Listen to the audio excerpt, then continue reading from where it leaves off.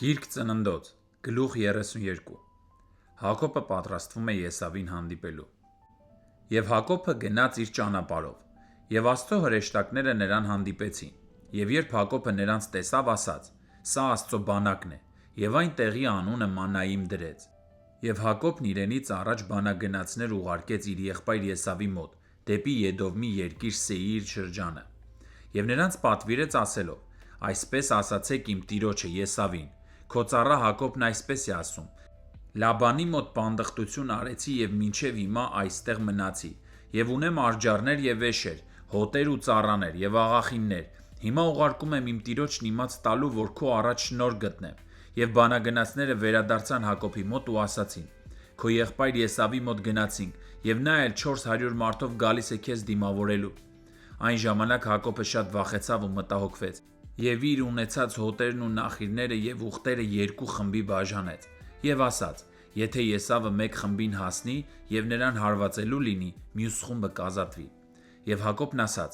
«Ով իմ հոր Աբրահամի Աստված և իմ հոր Իսահակի Աստված, ով Տեր, որ ինձ ասացիր. վերադարձիր քո երկիրը և քո ազգականներին, և քեզ բարիք կանեմ։ Ես արժանի չեմ բոլոր այն ողորմություններին և այն հավատարմությանը, որ արել ես քո ծառային, որովհետև իմ գավազանովն անցա այս Հորդանանից և հիմա երկու խմբի տեր եմ դարձել։ Հիմա ինձ ազատիր իմ եղբայր Եսավի ձեռքից, որովհետև վախենում եմ նրանից։ Միգուցե գա և հարվածի ինձ և մորն իր երեխաների հետ։ Իսկ դու ասել ես, որ անպայման քեզ բարիք կանեմ և քո սերունդը ծովի ավազից ավելի կանեմ, որ շատ լինելուց չի հաշվվի»։ Եվ այն գիշեր այնտեղ մնաց և իր կարողության չափ իր եղբայր Եսավի համար ընծաներ պատրաստեց.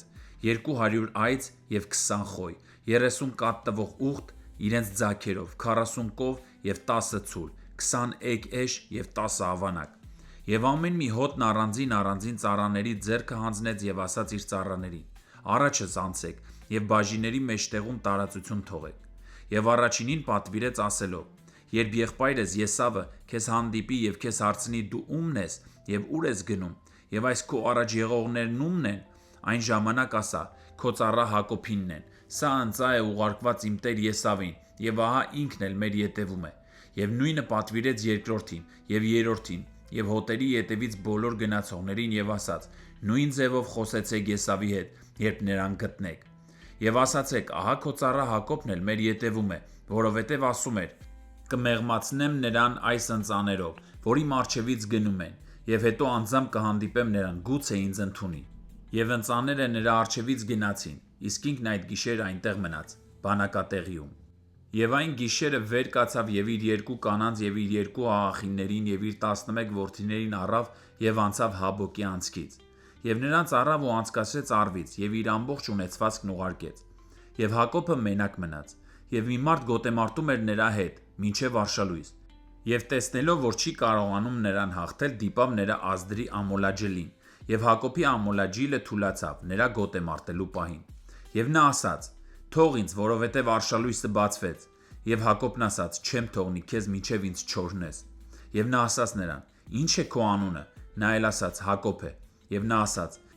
«Այսուհետև քո անունը Հակոբ չի լինելու, այլ Իսրայել, քանի որ Աստծո հետ և մարդկանց հետ մարտնչեցիր և հաղթեցիր»։ Եվ Հակոբը հարցրեց և ասաց. «Աղաչում եմ, ասա անունդ»։ Իսկ նա ասաց.